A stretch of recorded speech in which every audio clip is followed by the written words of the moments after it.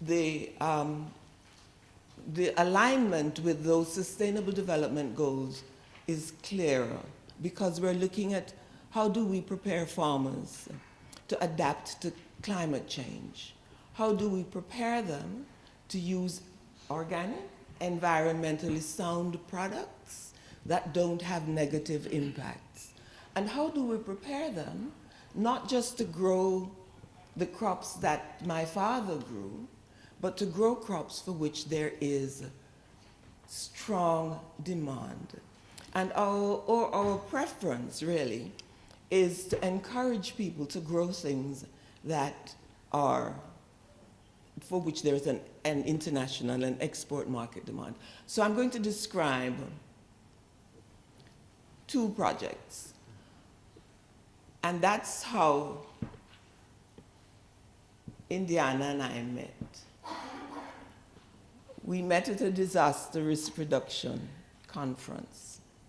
And she said, I didn't know that you were doing that, this work was being done. We had a project, again raising funds, Ambassador, funded by the Office for Disaster Assistance and USAID. Again, it's an open call, a global call, and you learn to compete by writing compelling proposals. If they're not compelling, you don't get the money. So you pay attention and you do it. And it's to work, again, with a market orientation. We spent some time looking at how the project was how to build the resilience of smallholder farmers. And we eventually decided that we were going to write up a little project for growing red peas. Why red peas? Rice and peas is our national dish, and we import 93% of the red peas that we use. So there was a very strong case for at least contributing to some import substitution if we got it right. Also, red peas is a very short-term crop. It improves the quality of the soil.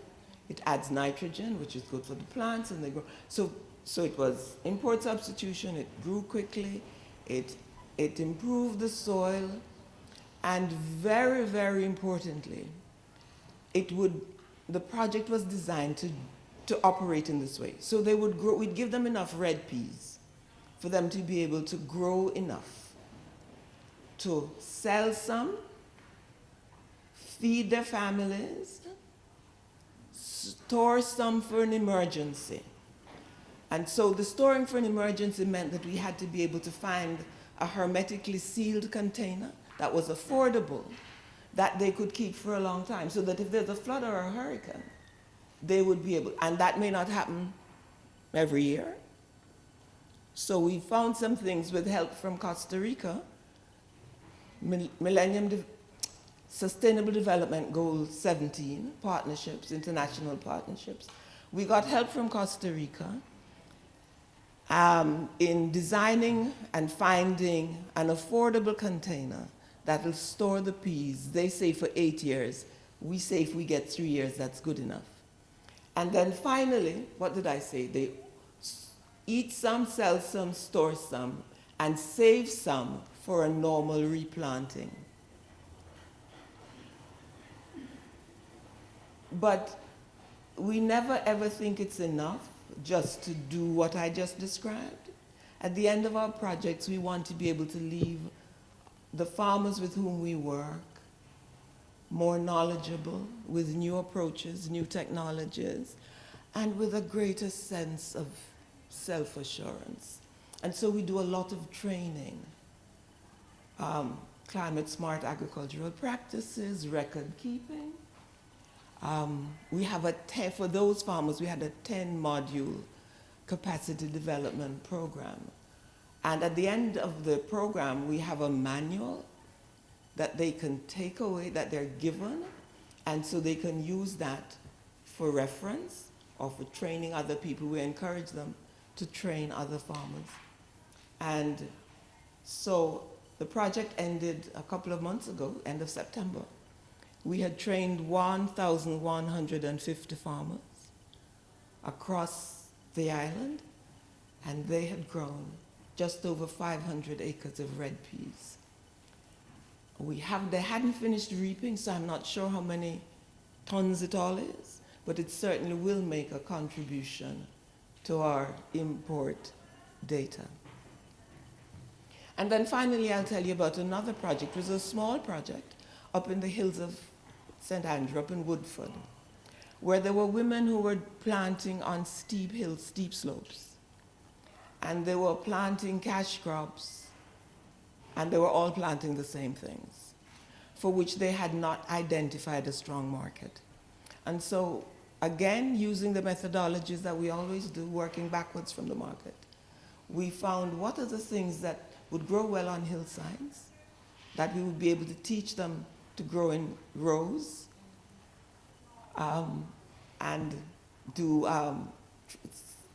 landslide training stuff, things that stop land slippage. And so we entered into a market arrangement with the people who make teas. A lot of the teas, the herbal teas that you see, are supplied by these women. So they grew moringa, rosemary, basil. I forget there is something else. We're out of the picture completely. The project has ended. It ended more than a year ago. And 2 weeks ago, I saw one of the tea buying, and I said, "How are my ladies doing?" And he said, "Oh, they're very well. Only last week we bought." So they are now players in their own right, supplying a market where the product is ultimately prepared for export. So underlying the work is sustainability, which we define as making people rich. If you're earning money from whatever it is that you're doing, it provides a really big incentive to keep doing what you're doing. And if you're linked to strong markets, then that also exerts a pull effect. So that our sustainability, sometimes I think we sound crassly like money grubbers, but we're not interested if there isn't money in it. And we're not interested in it if there isn't money in it for good reason, we think. Because it helps to, and we never say alleviate poverty, we say it helps to create wealth. Makes families more prosperous, make our economy more diverse, and it makes people feel really good about themselves. And it makes us happy as can be. Thank you.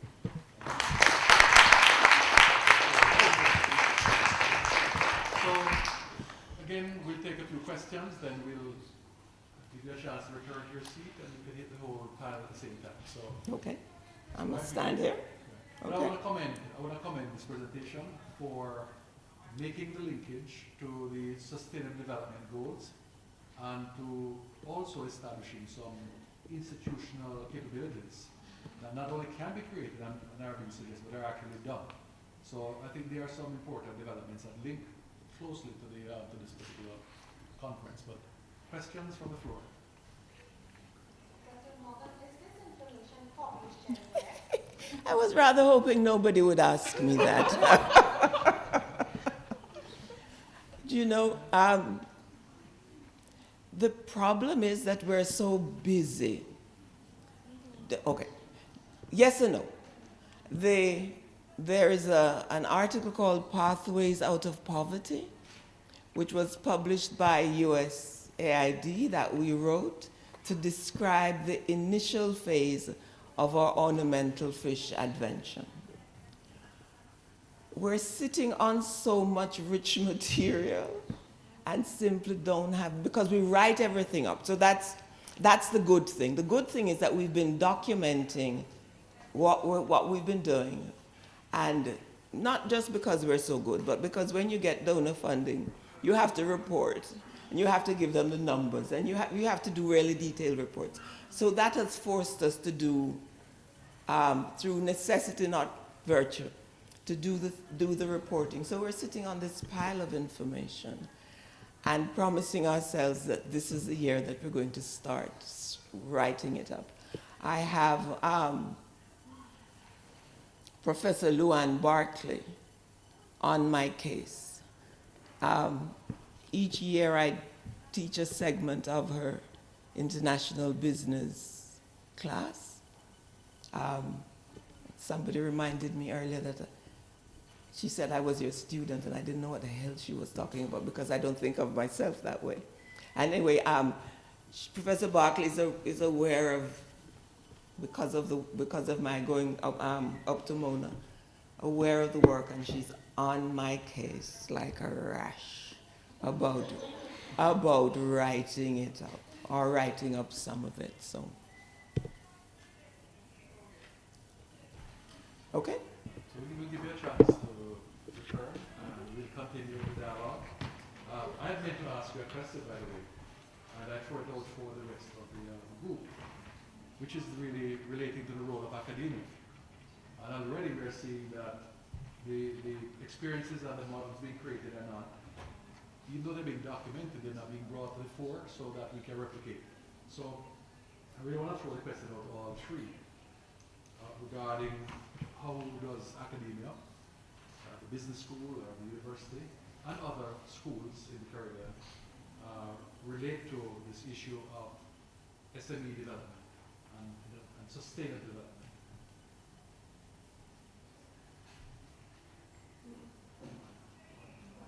If I may. And you may. Do we have another microphone that we could, or do we have to use this one? We have 14. I must share with the audience that just this morning in a discussion out by the exhibitors, I had to comment on it because we, the small business people or the entrepreneur, we are struggling to survive, to grow a business, and to get ahead. On the other hand, universities compile a wealth of information that we so badly need, and neither can the twain meet. So I'm glad to see the effort of Mona School of Business, and I've seen it in other universities around, to have a coming together of academia and business, because it's not one nor the other. Both have to move simultaneously together so that the information that we need, because probably 15 years ago it never used to be like this, and we used to quarrel a lot among ourselves as relates to why we're not getting more out of the universities. But I must say that in recent years I've seen a deliberate effort on the part of the universities, and that is a welcome news or occurrence. On the other hand though, which is also a factor as it relates to the region, is a trust factor that we need to break down. And probably we need to even engage the universities to use their expertise to design a program to address this issue. Government and private sector just don't trust each other. Big businesses and small businesses don't trust each other. The business people don't trust the university and vice versa. So it is not just a one sector challenge. It's a universal challenge. So just as though we are calling on the banks to be more concessionary, to be more understanding of our plight and treat us better, we are also asking for this program to be designed to help with the trust factor among ourselves. Right. Now, as we go into the last, so we have two hands up.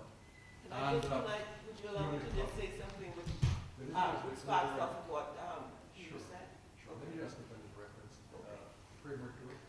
We are caught between lunch and our deliberation, which are very important. So we have to find a way to navigate some of the questions now quickly and to wrap and to give you a chance to have lunch. Because you know what happens if we don't do that? What happens to the chair? All right, so quick comment, and then we take 2 quick questions, and then we try to wrap. All right? Okay, my comment is about trust. One of the areas in a previous life that I did a fair amount of research on is trust, and I came to the conclusion that trust is not an abstraction, it's learned behavior. And I think a lot of the work that we do, the competitiveness company does with clusters, demonstrates that.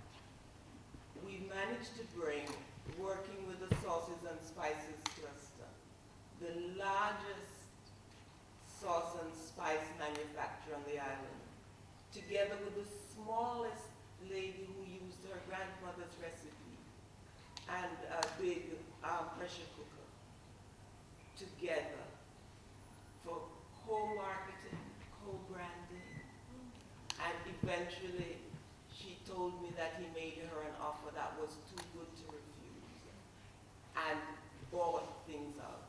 And they became, this didn't happen overnight, but the process of working together and bringing people into the same room created an enormous wellspring of goodwill and trust. And we don't, which is why we're manic about clusters, because the process itself yields extraordinary results. Thank you. All right, so we take one. So the answers are going to be about 2-minute answers, right? So frame your question in that way. I think we started with, there was a hand in the back. So then you, then I think we have one here. If I may just comment from the perspective of the researchers, and I would ask Mr. Johnson and maybe Bev if you can help us. The researcher has no preconceived notion. We're simply trying to find some evidence, we're looking at, we see something interesting, and we're pursuing it. The problem is that people do not understand the purpose of research. Usually, it makes them uncomfortable when we unearth some of these findings. Mm-hmm. And so the conversation has to be about the value of research in a developing country. We're not picking on one side or the other. These are just simply facts that we have unearthed. Okay. Here is a theory that supports what we have found. Let us interrogate it and see how we can apply it to what is happening to us to create a new way forward. This is the conversation we need to have, not the comment, oh, them they idiot with them PhD, they don't know what I'm talking about. Okay? We need to break down that barrier. Please, we really need the help of the business sector to get this across to the general public. We have no axe to grind. We're just giving you facts. Very good. All right, so I'll take more as a comment than a question. Okay, sort of rhetorical. And it sort of begs the need for something, the collaboration, because we saw it in, as we pulled together some of the themes of this morning's discussion, we see the need for partnerships and collaboration and the role of the institution being improved, the sharing of knowledge, even just having a conference of this nature where we can have an audience like this and we can have the kind of discussions with researchers from the region and across the globe to come together in one place. I think that is great progress. And answer some of that. But obviously, can we do better at some of these things? Yes. And I think having exchange and conversations would be very important. Second question, which will then give a 2-minute answer. So 1 minute question for a 2-minute answer. Okay. You and Amber, this is really towards you. We know that for the SBAJ, I was just curious as to how many women are registered actively as members of the SBAJ. And for April, we know data shows that most women tend to start a business on their own because of the lack of support or what they perceive to be from the banks.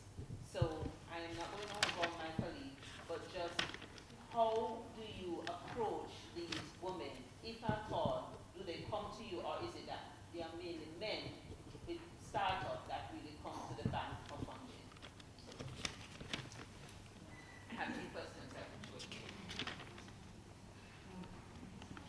It's a combination. We do see women just taking the forefront in, both for, for entrepreneurship, jobs, full-time jobs as well. And we meet them from different, opportunities. Okay. We try to go out a lot. We try to partner with a lot of different organizations, the Branson Centers. We try to find ourselves where there are a lot of gatherings around for entrepreneurship. Again, just to try to be there at that point where they need guidance. So at that point, we invite them in to have that one-on-one conversation as much as possible, because sometimes they just want to at least start up with an account and just want the guidance around opening an account. And from there, we use that as the starting tool of what next. If they already have that established, then it's the next step. Where you want to go, you have a business plan already, and we use that as a coaching opportunity. All right. No, we're absolutely out of time. However, if you But can, there's a mix. thank you. Men and women. Thank you. If you can absolutely guarantee that this could be dealt with quickly, I think we have some persons waiting. But we'll give you the chance to raise the issue Okay. and if you can treat it. Yesterday we had a session about the diaspora, and we were discussing the potential benefit of returnees. And so my first question is to the former ambassador. The former ambassador to China. Did you in China experience the Chinese policy for returnees? And did you learn something that you can bring back to Jamaica? That's the first one. Second one is to the banker. Does the bank have or intend to establish some support mechanism specifically for returnees? Third, to the businessman, will the business community be able to provide mentoring, for example, for potential returnees? So the way we'll have to, thank you for those very incisive points and questions. But because we have no time, I will treat those though as key issues to be raised, and we can even discuss this afterwards, because these are important issues, but we're absolutely out of time, so we can't really respond. But maybe I'll say one thing on that score, because the diaspora was brought up, and my time in Washington, I spent a lot of time understanding the diaspora. They contribute $2 billion to the Jamaican economy, but they do much more than that. And so there's great potential for partnering, and especially in the area of SME development. And so that should be a project, and does require some research. And there's a center at the university that, under Professor Ying, that focuses on the diaspora relationships. So, the question about the SBH and the percentage of female membership, it's 40% female, 40-60 female. What I must share with you, in the service sector, we have 80% female in the service sector.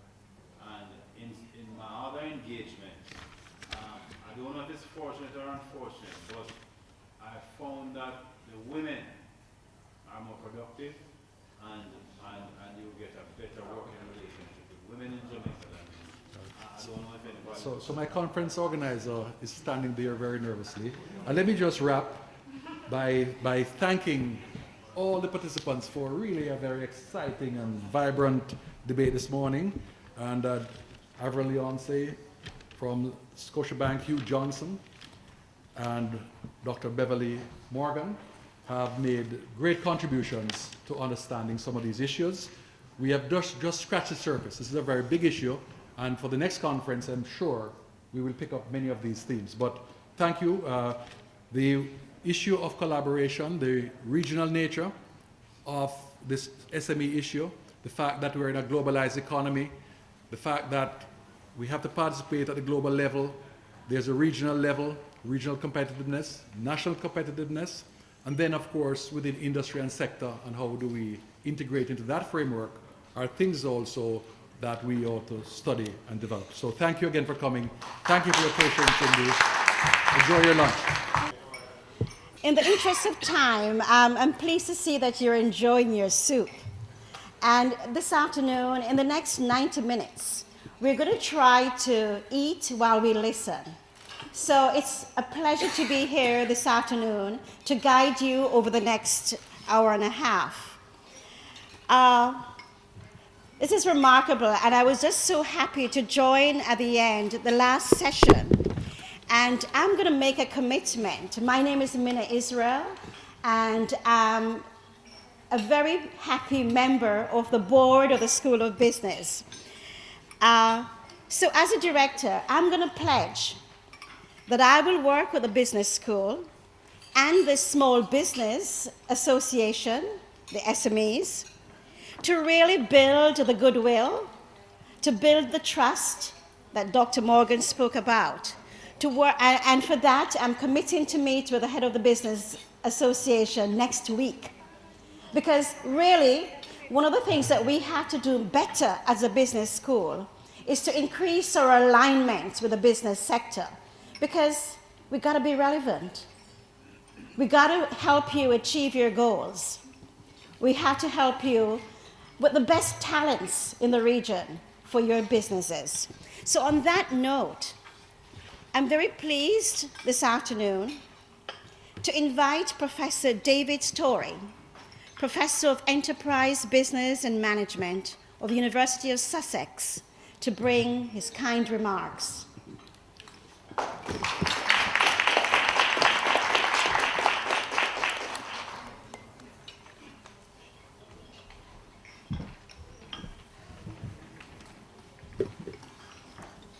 I'm sure everyone says, but it's always a pleasure to be back in the Caribbean.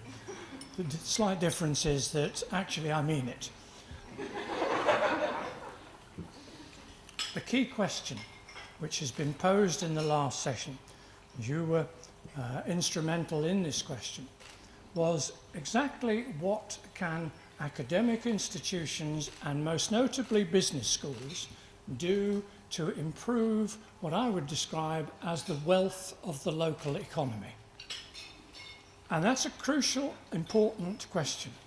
And academics, I would say, do one of two things, but rarely both. The first one is that they directly interact and helpfully contribute to the performance of individual firms. They can mentor those individuals, they can bring them into networks, all those functions. I don't do any of that. But what I think I do is I think I influence the environment in which your business operates. And you said, very interestingly, banks. You said, what I'd like is the banks to be, I don't think you used the word, but more friendly to us. My role is to say that I did, on one occasion, make a very significant contribution in that direction. I was involved in the first ever survey of micro enterprises in Trinidad and Tobago. And from that, we got a survey result, which was that 85% of people who applied for bank loans were successful. Nobody believed us. The banks didn't believe us, the small business owners didn't believe us, the government didn't believe us, nobody believed us. And then we started looking at why. And the answer was, actually most of the businesses never applied for loans in the first place. They were what we call discouraged borrowers. And 2 years later, I remember coming back in the taxi from the airport and travelling into Port of Spain. In the taxi, hot day, Brit, very travel sore, very tired, the radio blasting out, the heat was horrendous and everything, and then suddenly this jingle comes over the radio, the advertising, and it says, do you know that if you apply for loans, you have an 85% success rate? I thought to myself, for once my research has had an impact. But it is a serious point. It's a serious point because, first of all, we have a responsibility to put that research out into the wider world. And if you're not doing that, then nobody finds out. The second is it's done using the best analytical methods possible. In other words, it's not just a piece of research of asking people. It's verification of that very carefully. So let me really upset at least 2/3 of the audience by saying, I don't believe self-report data. I do not believe it is appropriate to ask people and then automatically believe the answers that they give you. And I am therefore hugely delighted to see in the editorial in today's Observer newspaper. And what it says is, you guys who have been asking people, you pollsters, have got it wrong in almost every country in the world. Not only did you get it wrong with Donald Trump, massively, you got it wrong in Canada, you got it wrong in Britain over Brexit, and the most brilliant one of all, it says, even in a tiny country like St. Lucia, you got the wrong result. St. Lucia is such a small country, it shouldn't be too hard to poll the entire population. How the hell can you get it wrong in St. Lucia? And the answer sort of is, there are two reasons. One is that when people reply to your questions, they give you what they think is the socially acceptable answer. The second one is that actually you can't do a St. Lucia because you can't pick everybody. So you pick the easy people to be interviewed. So there's selection bias and downright lying. And I don't know what combination was around in the United States, but whatever it was, it saw the pollsters off. What's the message? The message is simple. It is address business issues, both directly by helping firms, but secondly also by addressing public policy issues which include banks and government. The second one is do it by rigorous methods. If you don't use the methods, the correct methods, you get the wrong answer, and we can't afford to get wrong answers in this policy area. Thank you very much.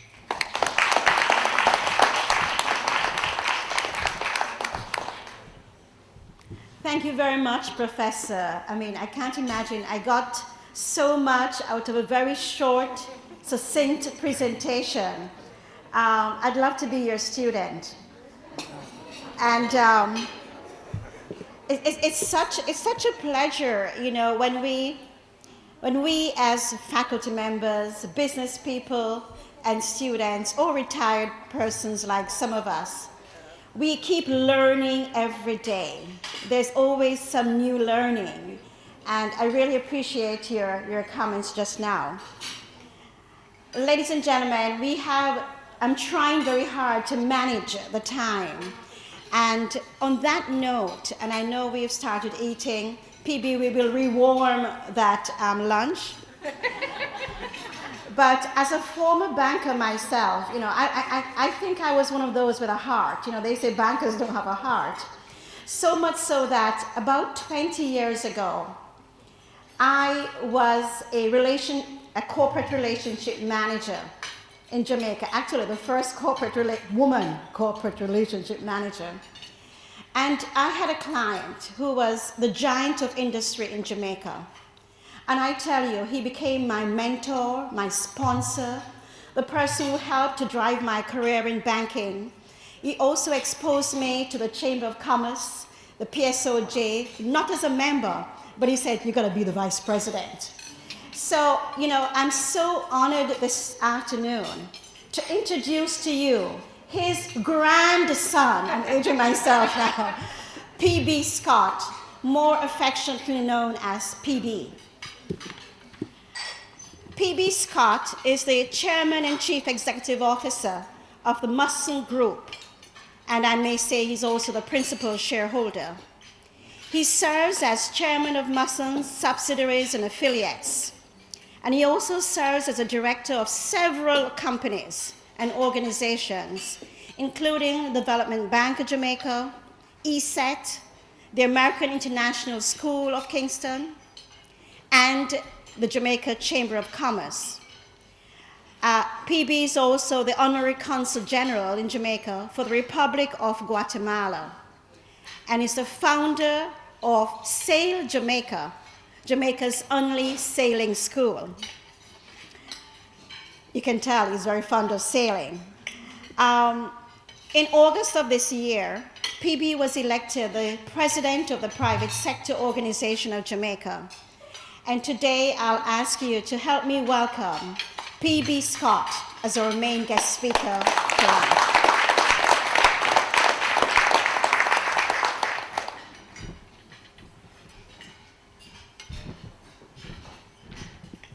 Wow, Minna, thank you very much for that very elaborate introduction. I'm quite moved and honored that you share the same mentor and teacher in my grandfather. He was a very, very good teacher, and I was certainly privileged to sit by his side for a good long while. And in essence, he created an infrastructure and foundation for which we've been able to build upon. And thank you for that introduction. So good afternoon, everybody. I have to say it's a real privilege to be here this afternoon and to speak to this conference. The title of the conference is very interesting: Connecting Dots, Enterprise, Entrepreneurship, and Sustainable Development. It is obviously a very key topic for where we are in Jamaica today.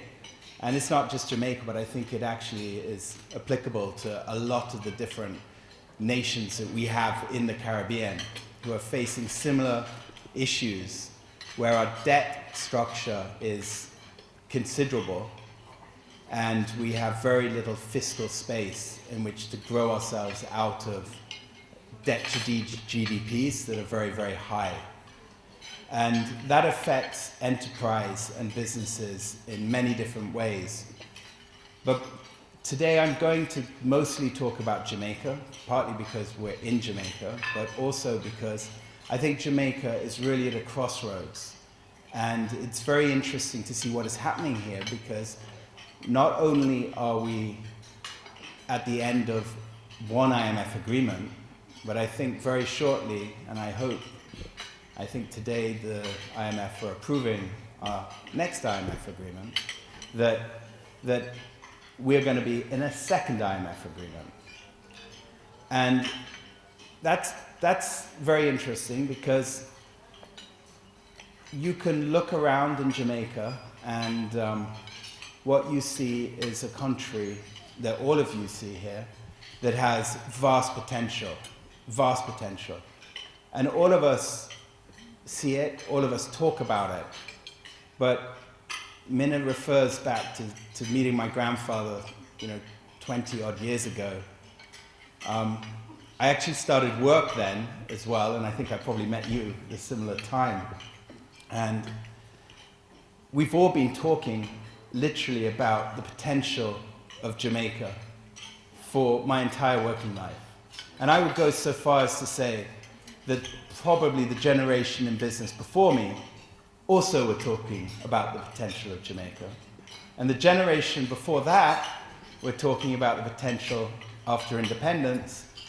And clearly, when you look at an average growth rate of 0.8% over 40 years and 0.2% over the last 10, we've failed in living up to anywhere close to our potential.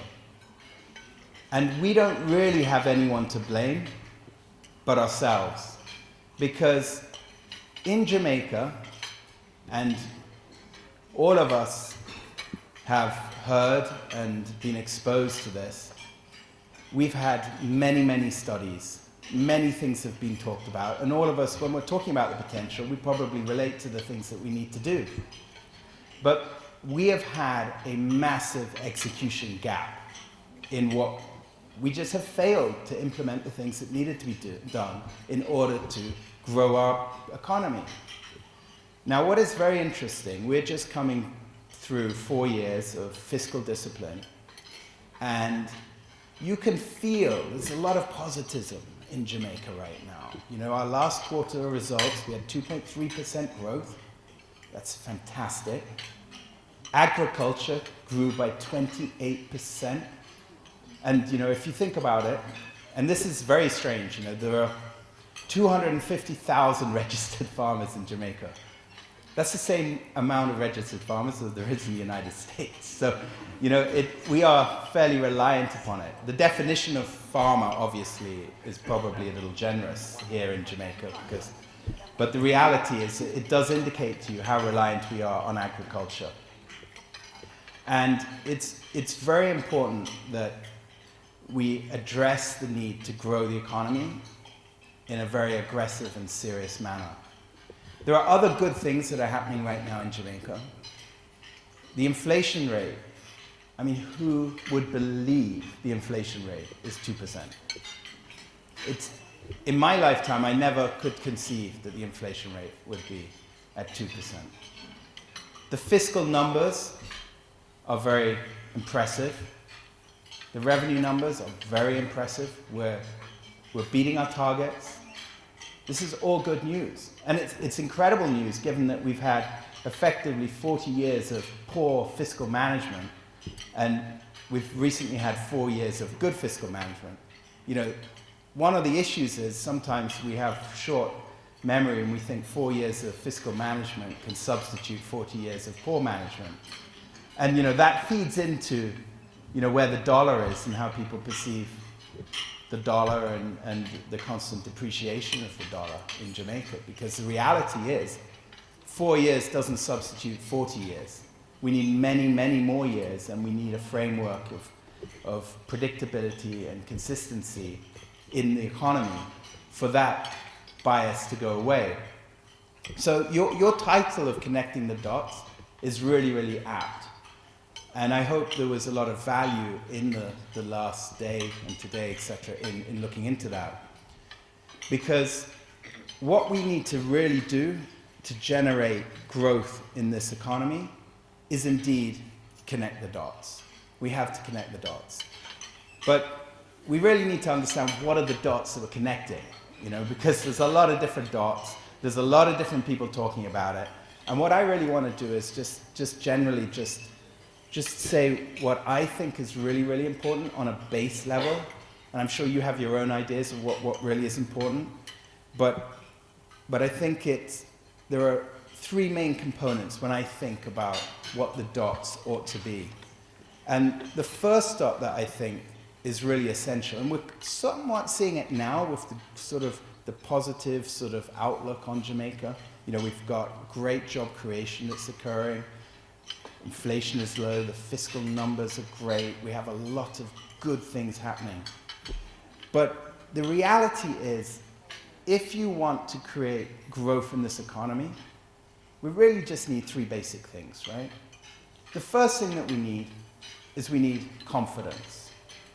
We need to have people getting up in the morning and believing that an idea that they had is something that could be executed and done. We need people to believe that their actions can be executed. And for that to happen, people need to have confidence. The other thing that we really need, and you discussed this earlier, and it's something that I want to talk a bit more in detail a bit later on, is you really need to have access to finance. Because it's one thing having an idea, but it's another thing financing that idea. And the third thing that's absolutely essential for us to develop and grow in a sustainable way is that we need people. People are the center of everything, absolutely everything. And Minna talked a little bit about, the business, our business, etc. The single biggest important asset that we have in my business, Musson, is the people. That's it. It's the people that turn up for work, energized, committed, with innovation, ideas, and the ability to execute those ideas. Everything else is very similar to everybody else. It's 4 walls, a roof. Whether it's painted yellow, whether it's painted pink, it doesn't matter. It's the people inside the building that makes the difference. If you look at a dairy, for example, such as our dairy at Surge Island, you can walk into any dairy in New Zealand and you will see the same equipment that they have in New Zealand processing milk as what we have. Because today, technology is literally about drawing a check for productive purposes. I mean, there are aspects of innovation, etc., like Google and stuff, which is totally different. But the reality in the world that we live in Jamaica, having the best equipment is not going to differentiate yourself. What you need are incredible people in your organization.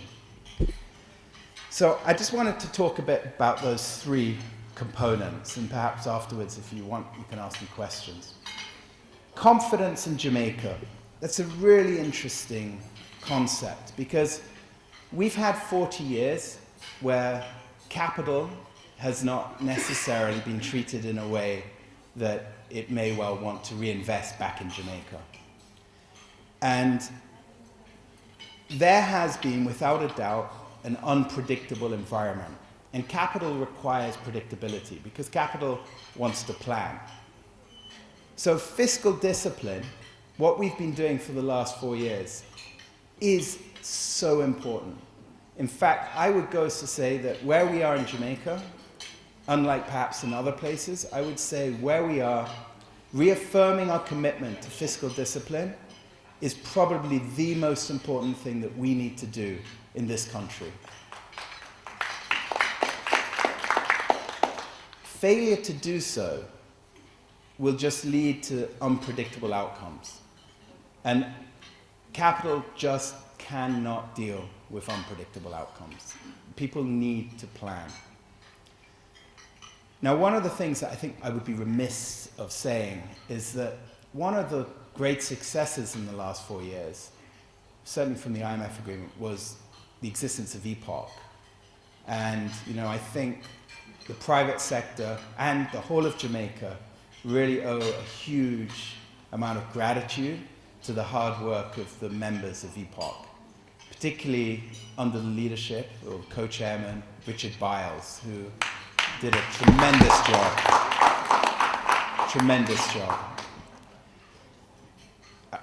If you look at what happened in the 1990s with the monetary policy, we effectively wiped out a generation. It's not a coincidence that I'm standing here as the youngest president of the PSOJ. That's not a coincidence, because a whole generation were wiped out in the 90s of entrepreneurs and capital business people. In the 70s, another generation were wiped out because they emigrated. So we're actually in quite a unique situation here, that when it's like pruning a tree. We have people, we have young people, and we have people who are committed to staying in Jamaica. But in order for us to keep people here, we have to maintain the environment. We can't allow fiscal indiscipline, because fiscal indiscipline will lead to a number of other issues that will destroy value for entrepreneurs and thus lead to emigration and capacity in this economy. The other issue with regard to confidence, and it's a big issue in Jamaica, is public security. You cannot ignore the fact that we have an issue in Jamaica with public security.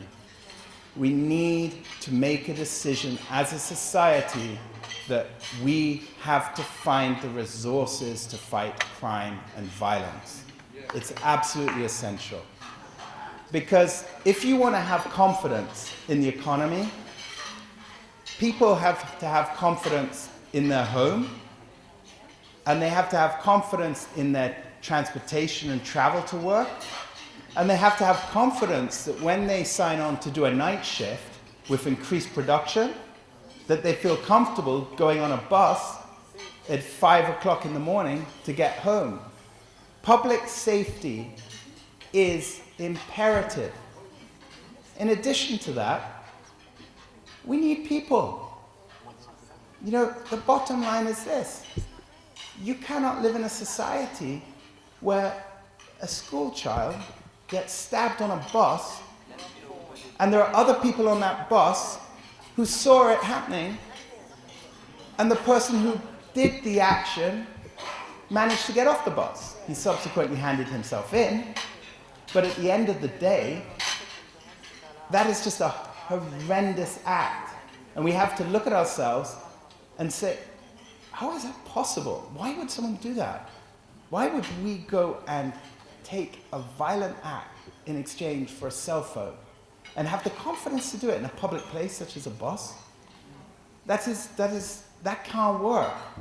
And it can't work if we are truly trying to build a society that has a level of confidence and has people with capacity who want to live and work here. So we have to have a commitment that whatever it takes, we have to find the resources and we have to support the security forces, the constabulary, etc., in what they're doing so they can do a good job. Because it isn't easy standing there in the hot sun, not getting paid the best wages, etc. It's tough. It is tough. But we have to find the resources to fight crime. We have to. And we have to support all of the advocacy groups, etc., who are pushing in that direction. Because without dealing with the issue of security, public security in Jamaica, I don't think we are going to ever create an environment that will allow us to live up to our potential. And that's what we've got to be striving for. We can't be striving for, okay, there's less murders this year than last year, so that's great. No, that's not acceptable. We need to live in a normal society where your kids can jump on a bus or even ride a bicycle to school and you don't have to worry about them not coming home. We have to correct that, and it's very important. And sometimes in the emotion of economics, we just look at the economic theories without really giving good consideration to the social aspects of the environment in which we live, and that is very important for business. So we need to keep pushing as a society to allocate resources to improve public security. We need to have a justice system. Business owners, leaders, investors, when they're making an investment in a country, they need to know that there's a system that can deal with issues, conflict. And that system has to be fair, but it also has to be efficient. It's no good just having a system that is on paper fair, because it works on paper. But if you have a commercial disagreement, it cannot take you 10 years to sort it out. That's an unacceptable outcome. We have to have a judicial system that is efficient. Otherwise, we will not create the confidence for people to take money that lives in a safe environment to put into Jamaica. We must address that. The other thing that we need for confidence, if you're developing ideas, etc., is that you have to know a market exists for your ideas. That is very important. Now, in my company, we consider our market, our domestic market, CARICOM. But in many companies, they consider it Jamaica. Now, there's several reasons for that. And one of the reasons is that people have a view that CARICOM is not really a domestic market, because there have been issues in getting products to various different markets. Issues, actually, I have never experienced in our experience in our company. Our products are throughout CARICOM, and we found it a very good experience in developing those markets. But we do have issues in CARICOM, and they do need to be addressed. And one of those issues is the fact that CARICOM has been constructed as a free market of goods, of physical goods. But that is really beneficial to the countries that have comparative advantage in manufacturing. It's not a market that allows easy, free movement of services. And for a country like Jamaica, Jamaica has a lot of people, but not only do we have a lot of people, we have a lot of very, very qualified people. We have a lot of great lawyers, we have a lot of great accountants, and we have a very, very well-regulated financial services industry that is very sophisticated and relatively mature. So CARICOM has issues, and it has to be addressed. We can't have a half-pregnant situation. We need to know what our market is and where it is. And while it's clear, look, when I'm selling product into CARICOM countries, physical goods, it's fairly clear, although there are some issues. Issues such as, for example, if you're sending product and CARICOM has a situation where Trinidad can go and sign bilateral trade agreements, them in signing those bilateral trade agreements really is, to a large degree, changing the shape and form of the market. Because in signing the Chaguaramas Treaty, we've kind of agreed this is our domestic market. But when each and every one of you can go and sign your own bilateral agreements, and suddenly if you take the example, let's say, and it's not my business, but let's say I'm a Jamaican pasta manufacturer, right? And you believe the CARICOM market is for you and other manufacturers in CARICOM for pasta. And then Trinidad signs a free trade agreement with Costa Rica, and suddenly pasta can now come into Costa Rica duty-free. But Jamaica hasn't signed that trade agreement, doesn't allow pasta into Jamaica duty-free. What happens? The action of one country has degraded the value of a market for another. That is not a good situation if we're talking about it as our domestic market. So I think I'm very positive about CARICOM, but we have to make it a proper market, and we have to understand and protect those markets. And to do that, really you need to beef up the institutions that are in CARICOM. People have to respect those institutions. And in addition to that, you probably need to look, and this is quite controversial, at the lack of democracy in those institutions. Because the reality is, and the gentleman who came up here before described some polling in St. Lucia. St. Lucia is not Jamaica. We have 2.5 million people here. And St. Vincent is not Jamaica. But in Coted, St. Vincent has the same vote as Jamaica. So how can 70,000 people in St. Vincent have the same amount of influence as a small section of population off Malines Road? But that's the reality. And the essence, one can understand the spirit of it. You can understand the spirit of it. We're all sovereign nations and we all respect each other. But if we want these institutions to have credibility in the eyes of a country such as Jamaica, surely democracy underscores credibility. It ought not to be so disproportional. The other thing is, it's unanimous. Everyone has to agree. Therefore, one country has a vote like the other country. Now, I know all of you here are part of CARICOM Construct University or a university that's regional, at least. And there'll be many views on that across the region. But just from a practical point of view, I don't believe, if it is that CARICOM needs to work, and I am 100% behind believing CARICOM needs to work, because I consider CARICOM our domestic market.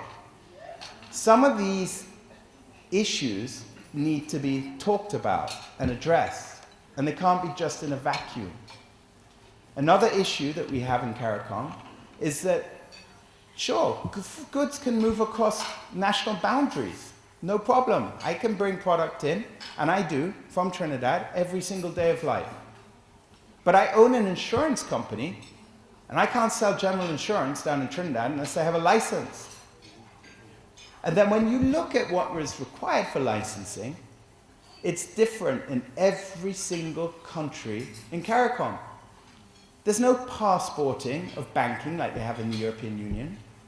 There's nothing like that.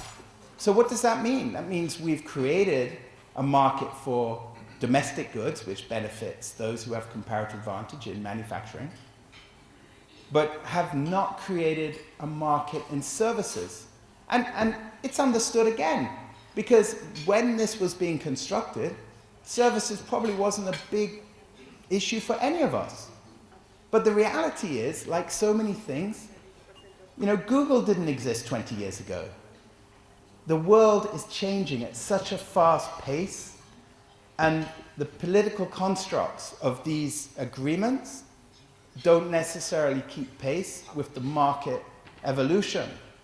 And therefore, as we in Jamaica have become more sort of aligned to the service industry, the disconnect between that and the CARICOM opportunity widens. And does that worry me? Yes, it does. It worries me, because CARICOM is an important domestic market for us. And I would like to see it growing and developing. But it has risks, because it can be challenged, because there are some substantial, obvious flaws in it. And we need to be discussing those flaws. I know we have a commission. We do have a commission, and that's a positive movement in that direction. And I hope, as a result of that, we can address some of these issues. The second issue that I spoke about was really financing. I know that's very important, especially to the small